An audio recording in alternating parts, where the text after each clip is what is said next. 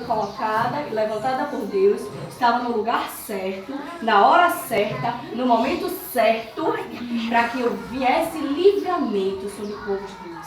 A gente sabe que Deus, Ele sabe todas as coisas, Ele é onisciente, onipotente. Então Ele já sabia que Amã, que foi a pessoa que tramou tudo contra os judeus, né, fez todo aquele plano para matar e aniquilar todos os judeus, mulheres e crianças.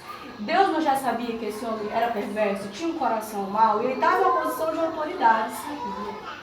Então Deus, Ele fez um plano. Deus, Ele chegou primeiro, antes do inimigo, antes da ação do inimigo, Deus agiu.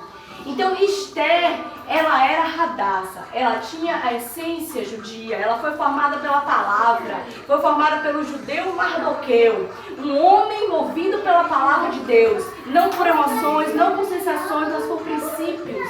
E ela foi criada por ele, ela era órfã, mas ela foi criada por Mardoqueu. E no momento certo ela foi levada ao rei. O rei Assuero amou Esther e favoreceu ela mais do que qualquer outra mulher. Por quê? O que foi que aconteceu? O rei Assuero era casado, tinha uma rainha, Vasti. Porém, Vasti, ela não obedeceu ao chamado do rei e ela foi retirada do reino. Ela foi proibida de entrar na presença do rei por falta de obediência e submissão. Então, foi chamada as virgens, e dentro dessas virgens estava Esther.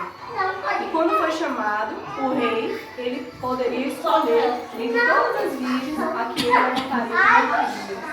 Imagine milhares de mulheres lindas, bonitas, provavelmente que teriam uma mãe até para poder auxiliar, orientar. Mas Esther, órfã de pai e de mãe e criada por um homem, ela foi levantada por Deus.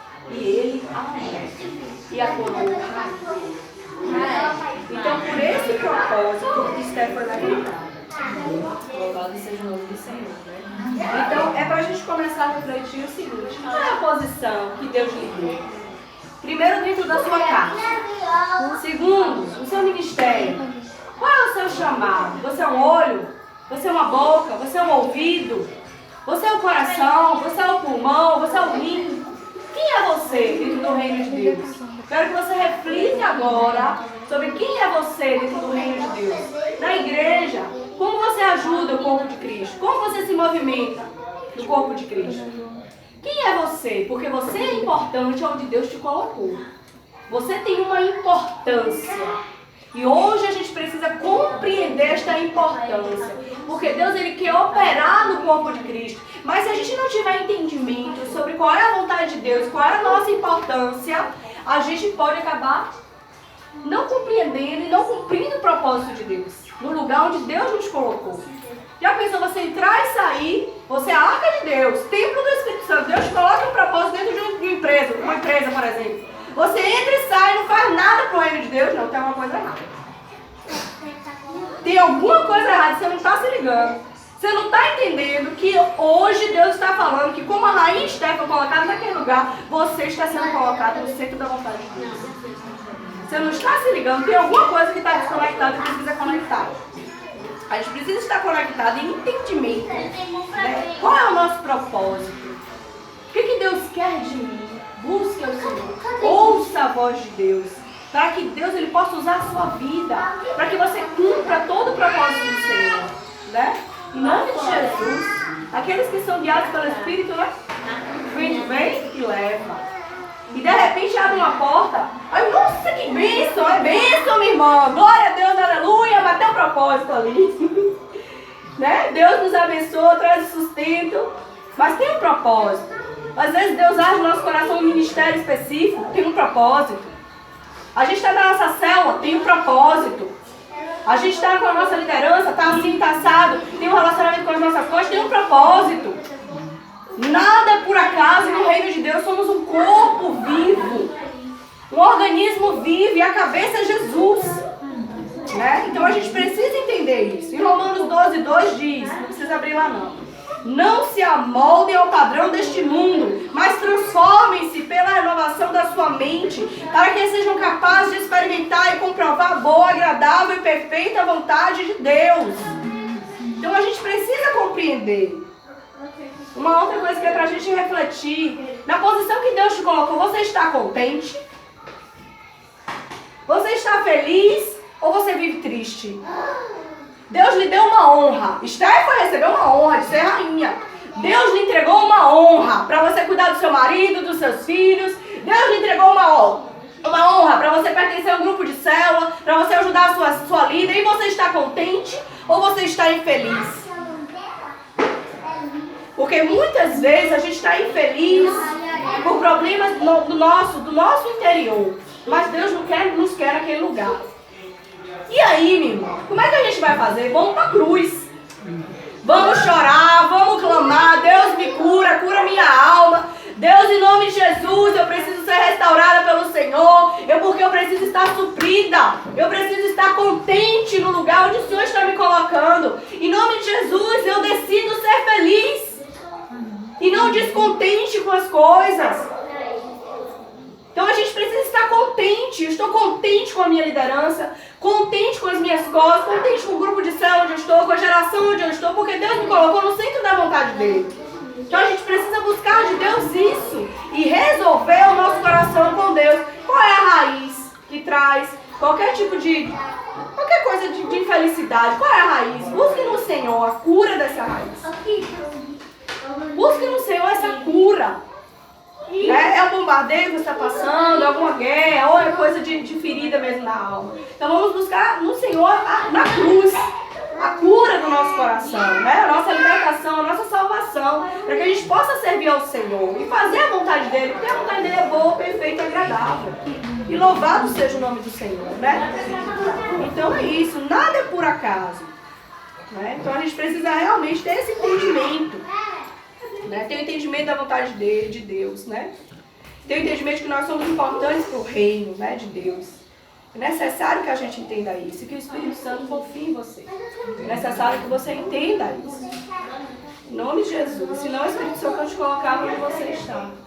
Né? Com todas as nossas debilidades e dificuldades, Deus confia em nós. Imagine, olha para que honra. Né? A gente tem que se alegrar no Senhor, né? Efésios 4, a partir do versículo 11. Diz o seguinte. Amém.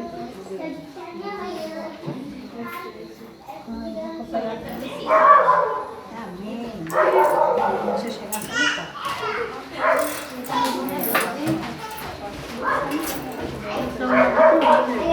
vou ler, viu? Efésios 4, a partir do versículo 11. E ele designou alguns para apóstolos, outros para profetas, outros para evangelistas e outros para pastores e mestres, com o fim de preparar os santos para a obra do ministério, para que o corpo de Cristo seja edificado, até que todos alcancemos a unidade da fé, do conhecimento do Filho de Deus, e cheguemos à maturidade, atingindo a medida da plenitude de Cristo. O propósito é que não sejamos mais como crianças, levados de um lado para o outro pelas ondas, nem jogados para cá e para lá por todo o vento de doutrina e pela astúcia e esperteza de homens que induzem ao erro. Antes, seguindo a verdade em amor, cresçamos em tudo naquele que é a cabeça, Cristo. Dele todo o corpo ajustado e unido pelo auxílio de todas as juntas cresce e edifica-se a si mesmo em amor, na medida em que cada parte realiza a sua função. Então você precisa entender quem você é e qual é a sua função, para que você possa exercer isso e abençoar a vida do seu irmão. Se você é um profeta, profetize. Se você é um evangelista, use os dons e talentos que você tem. Se o seu dom é amor, use. Se o seu dom é servir, use. Cada um tem um dom. Vamos abrir lá em 1 Coríntios, capítulo 12.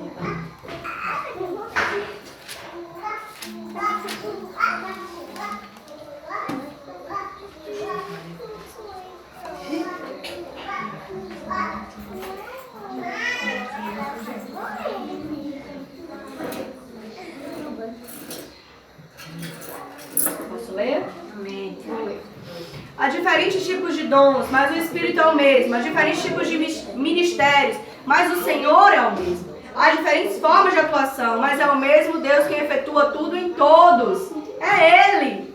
Glória a Deus. A cada um, porém, é dada a manifestação do Espírito, visando ao bem comum. Pelo Espírito, a um é dada a palavra de sabedoria, a outro, pelo mesmo Espírito, a palavra de conhecimento, a outro, fé, pelo mesmo Espírito, a outro, dons de curar, pelo único Espírito, a outro, poder para operar milagres, a outro, profecia, a outro, discernimento de espíritos, a outro, variedade de línguas, e ainda a outro, interpretação de línguas. Todas essas coisas, porém, são realizadas pelo mesmo e único Espírito, e Ele as distribui individualmente a cada um como quer. Glória a Deus! Como Ele quer! Por que você está insatisfeito? Por que você vive insatisfeita se o Senhor fez como Ele quer? A glória é dele, o louvor é dele, o reino é dele, o corpo de Cristo é dele. Ele faz como Ele quer. Se você é um pulmão, alegre, louve ao Senhor, porque você é um pulmão e você faz parte do corpo de Cristo. Não queira ser o olho. Seja contente com quem você é. Em nome de Jesus. Ora, assim como o corpo é uma unidade, embora tenham muitos membros, e todos os membros, mesmo sendo muitos, formam um só corpo, assim também com respeito a Cristo. Pois em um só corpo todos nós somos batizados em um único Espírito, quer judeus, quer gregos, quer escravos, quer livres, e a todos nos foi dado beber de um único Espírito. O corpo não é feito de um só membro, mas de muitos. Se o pé disser, porque não sou mão, não pertence ao corpo, nem por isso deixa de fazer parte do corpo. E se o ouvido disser, porque não sou olho, não pertence ao corpo, nem por isso deixa de fazer parte do corpo. Se todo o corpo fosse o olho, onde estaria a audição? Glória a Deus. Se todo o corpo fosse o ouvido, onde estaria o olfato? De fato, Deus dispôs cada um dos membros do corpo segundo a sua vontade. Se todos fossem um só membro, onde estaria o corpo? Como é que o corpo de Cristo ia funcionar? Jesus, nos ajude, Senhor, em nome de Jesus. Assim há muitos membros, mas um só corpo. O olho não pode dizer à mão, não preciso de você, nem a cabeça pode dizer aos pés, não preciso de vocês. Ao contrário, os membros do corpo que parecem mais fracos são indispensáveis. Olha o que o Espírito Santo está falando para você. Você é indispensável. Olha para isso. E os membros que pensamos serem menos honrosos, tratamos com especial honra. E os membros que em nós são indecorosos são tratados com decoro especial, enquanto os que em nós são decorosos não precisam ser tratados de maneira especial. Mas Deus estruturou o corpo, dando maior honra aos membros que dela tinham falta, a fim de que não haja divisão no corpo, mas sim que todos os membros tenham igual cuidado uns pelos outros. Quando o membro sofre, todos os outros sofrem com ele. Quando o membro é honrado, todos os outros se alegram com ele. Se você não se alegra com a alegria do seu irmão, você precisa buscar em Deus a cura, na cruz.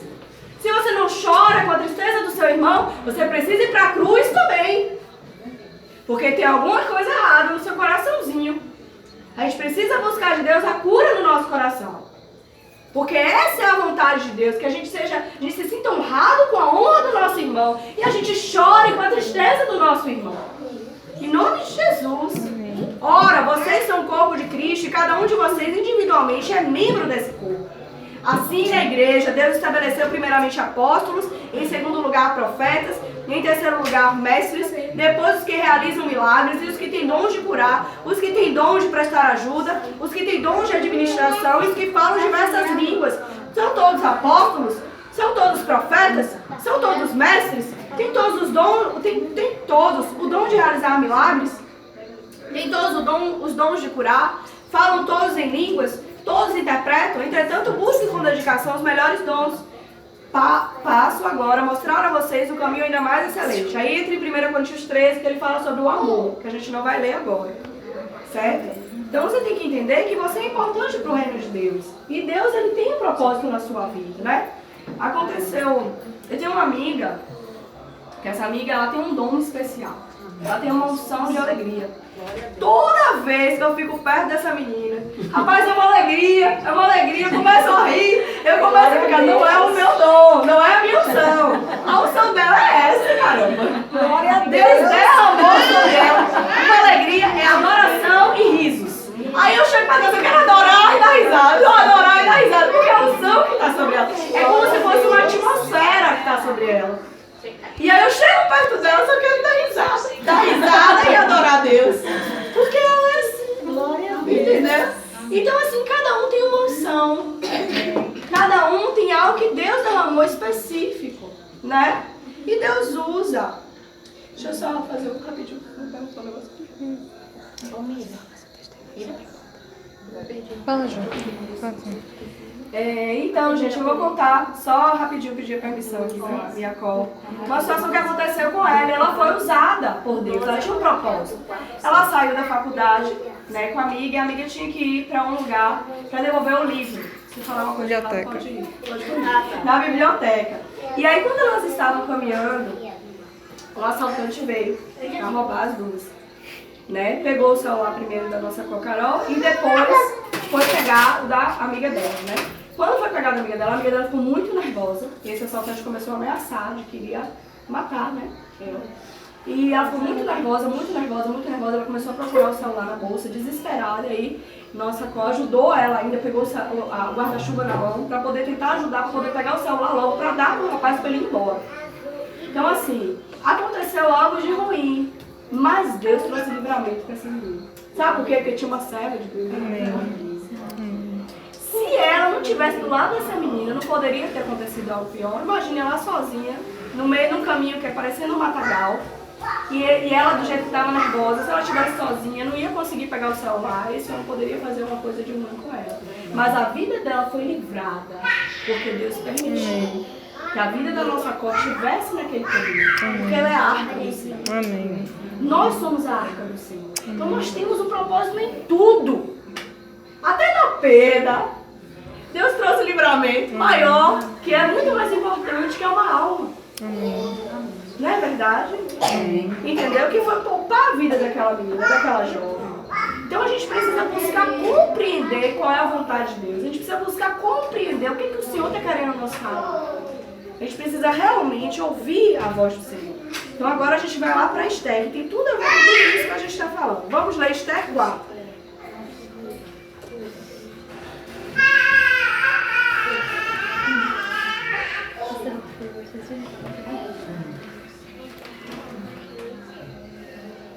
Esther 4, glória a Deus. Esther 4.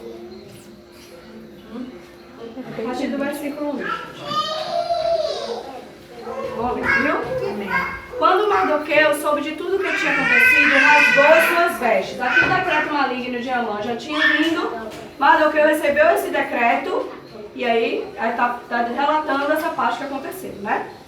Rasgou suas vestes, vestiu-se de pano de saco, cobriu-se de cinza e saiu pela cidade chorando amargamente em alta voz. Foi até a porta do palácio real, mas não entrou, porque ninguém vestido de pano de saco tinha permissão de entrar. Em cada província onde chegou o decreto com a ordem do rei, houve grande pranto entre os judeus, com jejum, choro e lamento. Muitos se deitavam em pano de saco e em cinza. Quando as criadas de Esther, os oficiais responsáveis pelo harém, lhe contaram o que se passava com Mardoqueu, ela ficou muito aflita e mandou-lhe roupas para que as vestisse e tirasse o pano de saco. Mas ele não quis aceitar. Então Esther convocou Atá, um dos oficiais do rei, nomeado para ajudá-la. E lhe deu ordens para descobrir o que estava perturbando Mardoqueu e por que ele estava agindo assim. Atá foi falar com Mardoqueu na praça da cidade, em frente da porta do palácio real.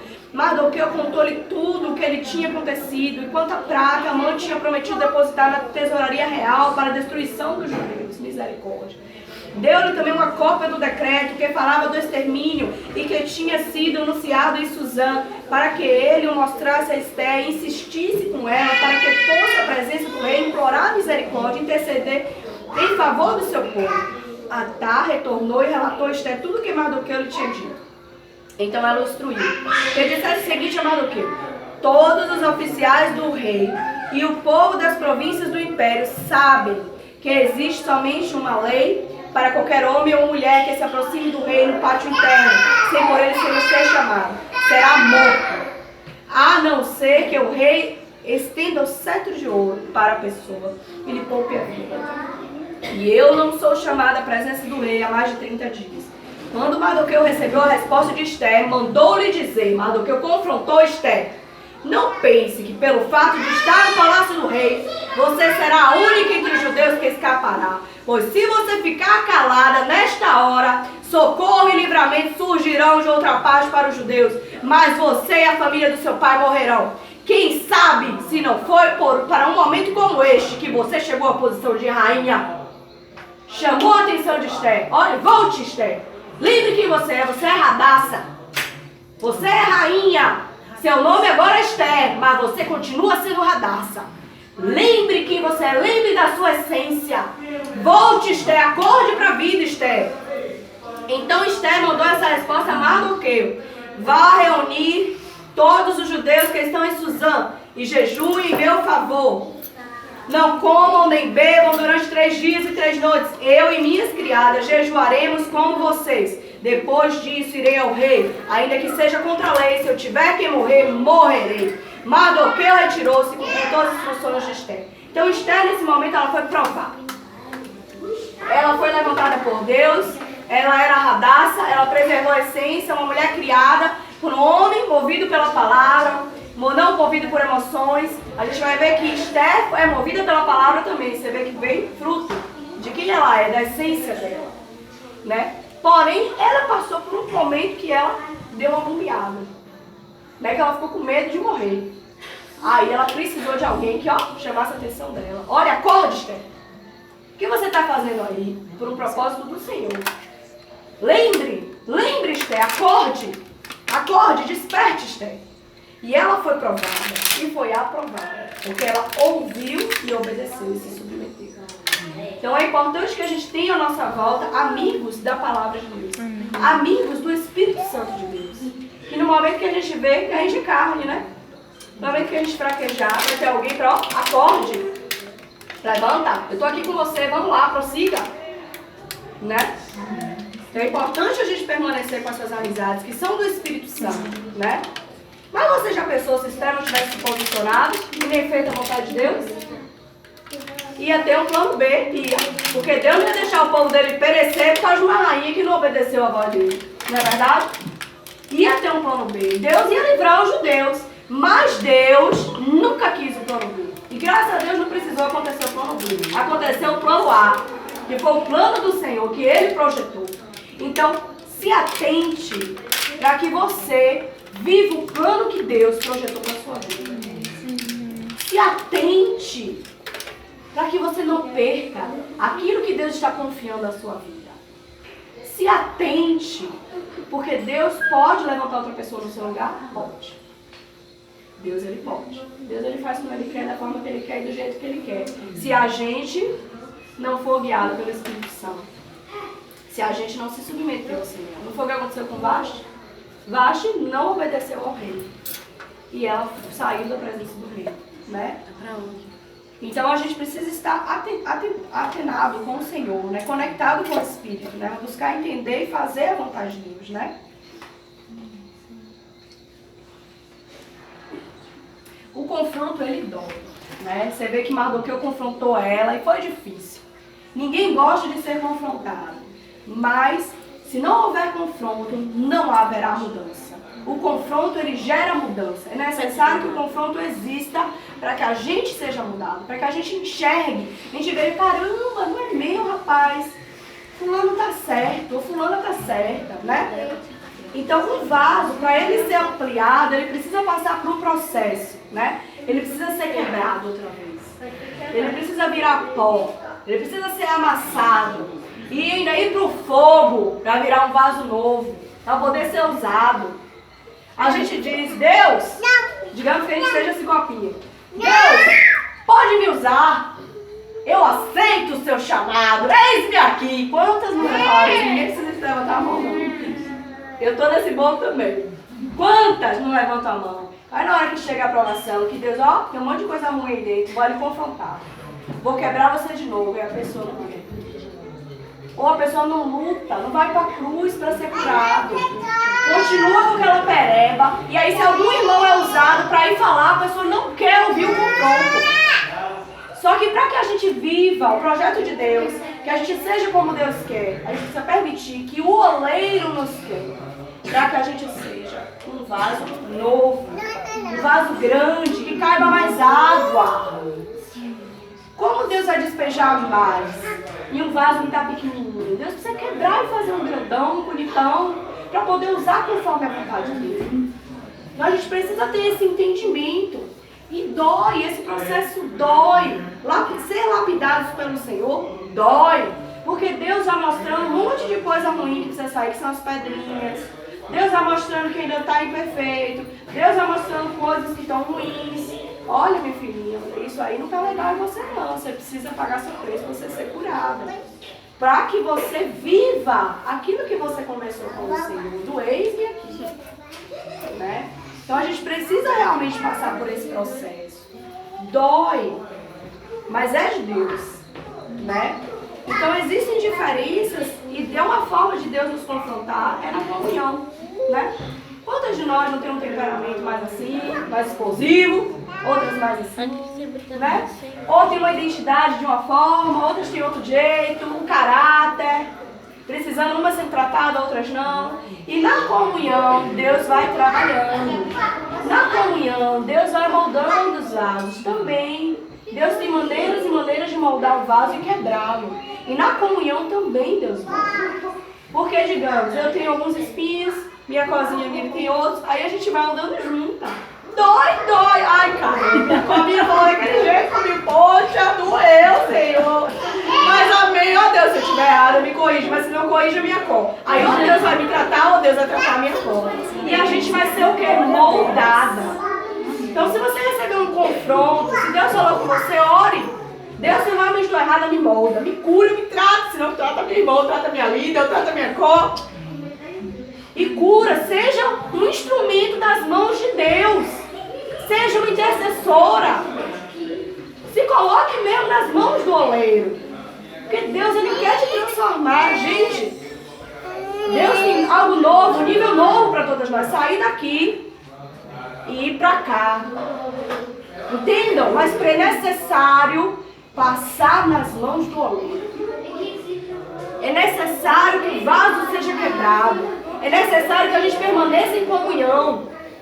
Com todas as diferenças. É necessário que a gente esteja juntos. Né? Em nome de Jesus, gente. Em nome de Jesus. É difícil. Mas a gente não quer mais de Deus. A gente não quer ser ampliado. Então deixa Deus tratar o vaso. Né? A gente não quer beber mais do Senhor. Deixa Deus edificar como Ele quer. Da forma que Ele quer. Do jeito que Ele quer. Para o louvor e a glória ser todo dele. Deixa Deus nos confrontar. Deixa Deus usar as pessoas. Não foge da comunhão não. Vamos ficar juntos. É difícil mesmo, rapaz. É difícil pra caramba, dói. Caramba, aquela irmã chegou aqui, ai meu Deus, misericórdia. Ela chegou e você tratar dela também. Glória a Deus. E vamos nos amar. Vamos nos alegrar. Em nome de Jesus. Né? Deixa Deus usar as vidas das pessoas e elas falarem exatamente aquilo que a gente não quer ouvir. Que Deus usa, e aí fala, e dói, mas é bom. Sabe por que é bom? Porque Deus está fazendo com amor, para que a gente seja curado, seja tratado, para que a gente seja aperfeiçoado, e para que a gente possa realmente se tornar tudo aquilo que o Senhor projetou para que a gente seja. E o que foi que o Senhor projetou? Jesus. Jesus é o nosso alvo, para que a gente seja como Jesus. Então deixa Deus te quebrar, deixa Deus te ampliar, para que você possa ter mais dele, para que você suporte aquilo que Deus tem para você. Esse copo suporta a quantidade de água que esse copo suporta? Não. Então, para você chegar aqui, você precisa passar pela casa do oleiro. Indicar mesmo, pequenininho mesmo. Muito obrigada, Deus abençoe. Vamos abrir Jeremias 18, rapidinho. A gente já está acabando. É para beber? Traga, Duda. Para beber com a piscina. Não, mas Demonstrar. Rodrigo, a geladeira, viu? Jeremias 18, rapidinho. Versículo 1, vou ler rapidinho. Esta é a palavra que veio a Jeremias da parte do Senhor. Vá à casa do oleiro e ali você ouvirá a minha mensagem. Então fui à casa do oleiro e o vi trabalhando com a roda. Mas o vaso de barro que ele estava formando estragou-se em suas mãos. E ele o refez, moldando outro vaso de acordo com a sua vontade. Então o Senhor dirigiu-me a palavra: ó comunidade de Israel, será que eu não posso agir com vocês como fez o oleiro? Pergunta o Senhor.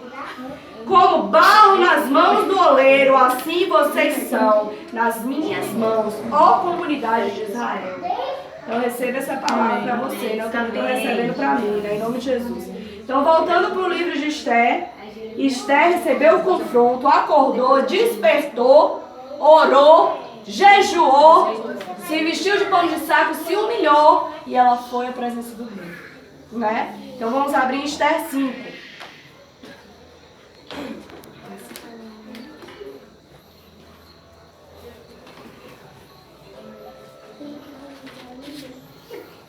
Vamos ler.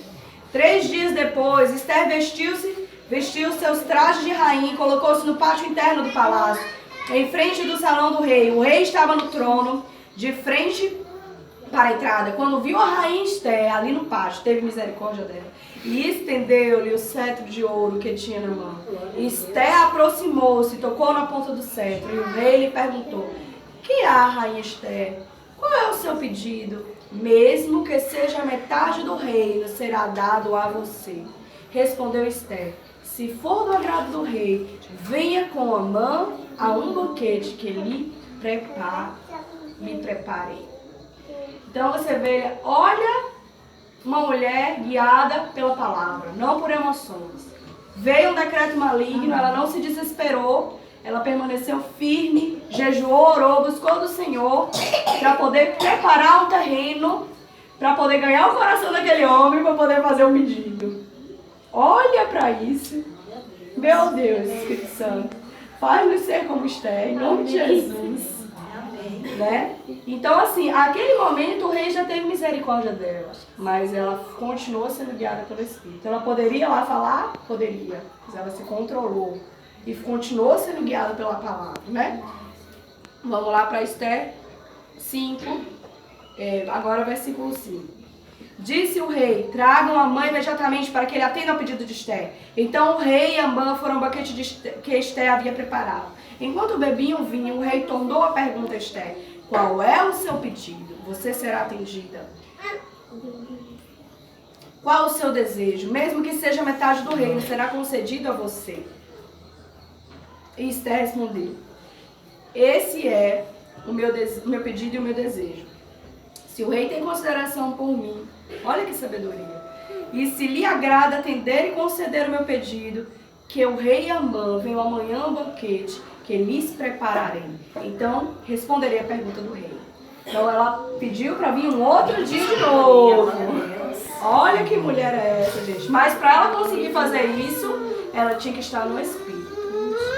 Para ela suportar, imagine a pressão interna e externa que ela estava vivendo naquele momento. De chamar eles para um banquete, ela sentou na mesa com o inimigo. Esther sentou na mesa com aquele que decretou a morte dos judeus, a morte dela. Imagine. E ela olhou cara a cara a ele. Mas aí existe um princípio no reino espiritual, que a gente aprende com isso. Esther, na verdade, apesar de estar cara a cara com o inimigo, ela não olhou para ele. Ela manteve os olhos fitos no rei, porque do rei vinha a resposta. Então é isso que a gente precisa fazer em um momento de batalha espiritual, de guerra. Manter os nossos olhos fitos em Jesus, porque de Jesus vem a resposta. Amém. Em nome de Jesus. Vamos lá. Em Esther 7, versículo 1. Esther 7.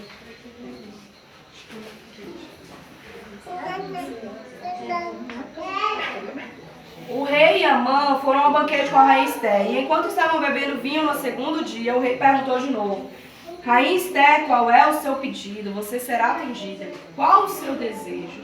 Mesmo que seja metade do reino, e isso será concedido a você. Então a rainha Esther respondeu: se posso contar com o favor do rei, e se isto lhe agrada, poupe a minha vida e a vida do meu povo. Este é o meu pedido e o meu desejo. Pois eu e meu povo fomos vendidos para a destruição, morte e aniquilação. Se apenas tivéssemos sido vendidos como escravos e escravas, eu teria ficado em silêncio, porque nenhuma aflição como essa justificaria perturbar o rei. O rei Xerxes perguntou à rainha Esther: quem se atreveu a uma coisa dessas? Onde está ele?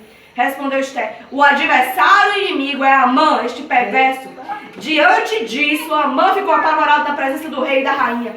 Furioso, o rei levantou-se, deixou o vinho, saiu dali e foi para o jardim do palácio.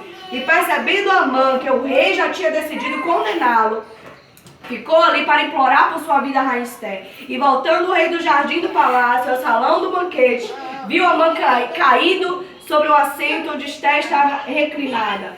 E então exclamou: chegaria ele ao cúmulo de violentar a rainha na minha presença em minha própria casa?